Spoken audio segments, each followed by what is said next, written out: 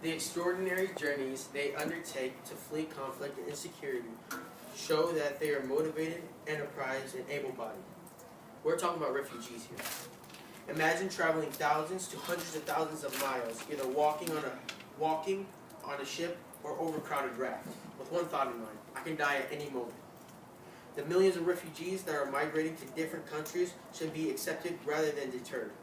Looking at multiple news outlets covering this topic, such as CNN, Fox News, USA Today, and New York Times, and the list goes on, eventually leading up to videos by John Oliver, the host of Last Week Tonight. To create awareness of the problem Attention, and the need for please. change. Andre Cofield, report for early Families dismissal. Andre. fleeing Syria, Yemen, Afghanistan, and other countries, total perhaps about 20 million people, are unlikely to pose a security risk. They are trying to escape extreme and violence, not from it. They couldn't be any further from the stereotypical villains of the global war on terror. While there is no evidence that any Syrians were involved in the Brussels attack, we know that they are not a threat to the refugees to the United States entirely overblown. Since the 1980s, when the U.S. began its modern refugee program, the U.S. accepted almost 3 million refugees, including hundreds of thousands from the Middle East, and not a single one has carried out an act of terrorism in the United States. In the wake of ISIS terror attacks in Brussels, some U.S. politicians are already calling the ban of refugees for immigration. Immigrants from countries in which ISIS controls territory. Rather than justifying a refugee ban, the latest attack should act as a reminder as why the United States should take the lead in welcoming these ISIS terrorists.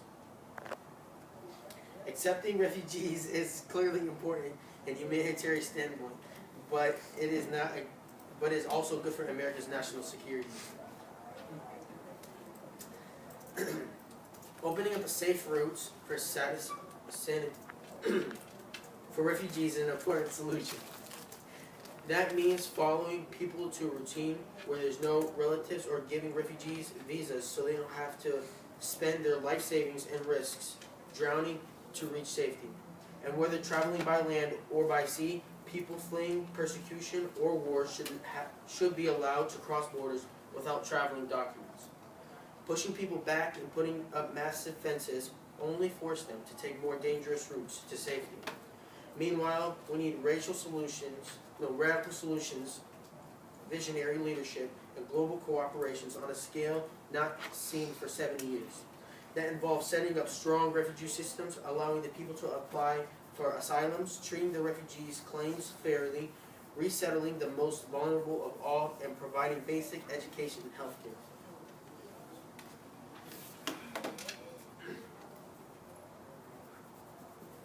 Intensifying interest by visual benefits. Colleen Cortez of Texas A&M University has demonstrated that the refugees had labor market outcomes exceed non-refugee immigrants. The study found that refugees that arrived between 1975 and 1980, mainly Cubans and Vietnamese, earned 20%, worked 4% more hours, and improved their English skills by 11%. Relative to the economist immigrants. Other studies have come to similarly positive conclusions about the refugees' effect of not native-born Americans. Genov Peer, a UC Davis team up with Met Fogg of the University of Copenhagen to study the effects of 80,000 Iraq, Ghazni, and Somalian refugees in Denmark. They found that the less skilled refugees pushed the less educated native workers to pursue more complex and more manual intensive occupations. Areas with refugees saw faster wage growth than areas without them.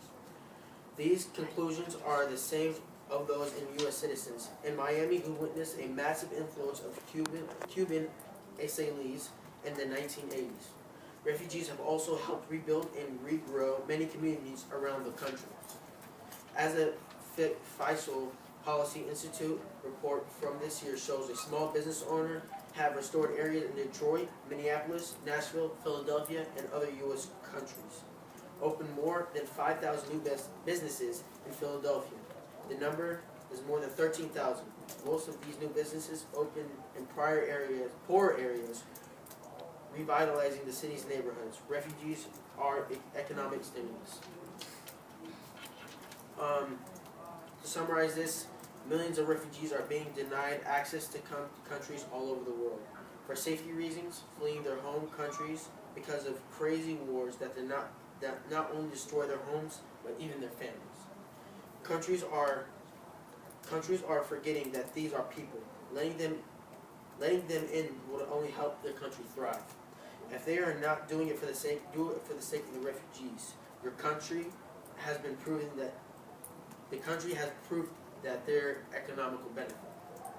Making small businesses where the whole world can thrive, to even depleting ISIS access to people who are in war. We can all do something to help all these children, no matter where you live or what means you have available. You can do something to help. Take as many actions as you can, but please take at least one action. Donate. Even the smallest amount can help funds the crucial work that UNHCR does to change children's life.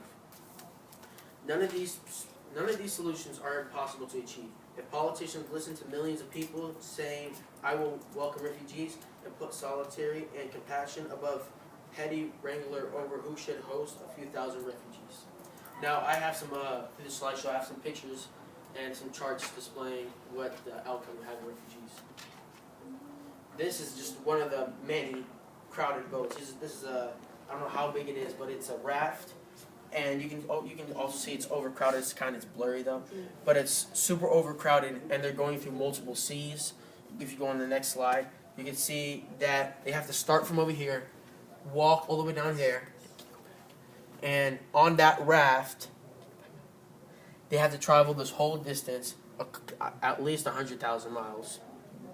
And they kept walking to Italy, where they're not accepted, so they're still attacked, and because they're refugees, they're not going to be liked. And they have to try to make it to places like Germany, where they are accepted. And this is just a chart showing that asylum seeker refugees housing status, just to show like how much the communities are helping, which is not really much.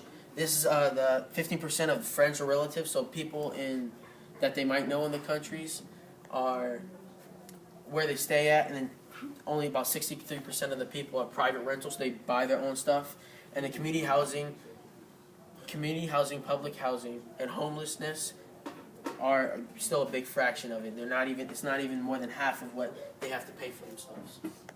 Thank you.